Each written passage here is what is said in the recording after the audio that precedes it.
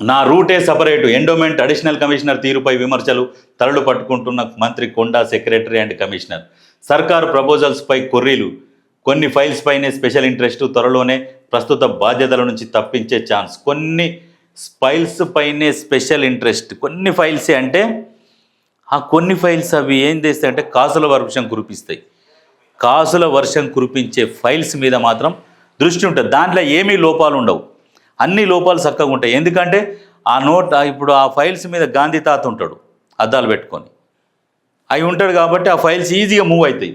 కానీ కొన్ని కారణాలు చెప్తూ రిజెక్ట్ కొన్నిటికి, ఎందుకంటే ఆ ఫైల్స్ మీద గాంధీ తాత ఉండడు, వీటి మీద గాంధీ తాత ఉంటాడు కాబట్టి ఇవి పోతాయి. కానీ మంత్రి సురేఖ గారు మంత్రిగా ఉండి మరి ఇంత దీనికోసము ఈ పేపర్లు వేయడము, వార్త చూడడం, ఇదంతా అవసరమా? తీసి పక్కకు పడేయాలి అటువంటి వాళ్ళని.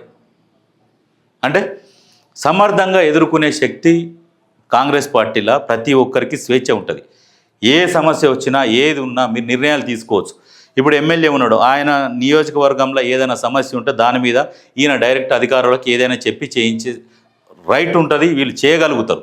గత ప్రభుత్వంలో అయితే ఏ నిర్ణయం తీసుకోవాలన్నా ఆ కుటుంబాన్ని అడగాల్సిన పరిస్థితి. ఒక ట్రాన్స్ఫర్ చేయాలన్నా, ఒక ఉద్యోగిని ఎందుకు చేయలేదన్నా అడగాలంటే కూడా భయపడుతుండేది అప్పుడు. ఇప్పుడు కాంగ్రెస్ పార్టీలో స్వేచ్ఛ ఉన్నది. మీరు ఎమ్మెల్యే కూడా కాదు, మంత్రి అయ్యుండి మరి ఇంత లేట్ చేయడం ఎందుకు?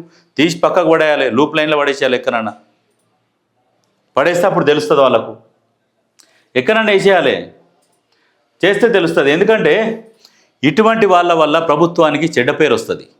మరి మీరు ఏం చేస్తున్నారు, మరి ఎందుకు ఇంత స్లోగా ఉన్నారు అనేది మీకే తెలవాలి. అది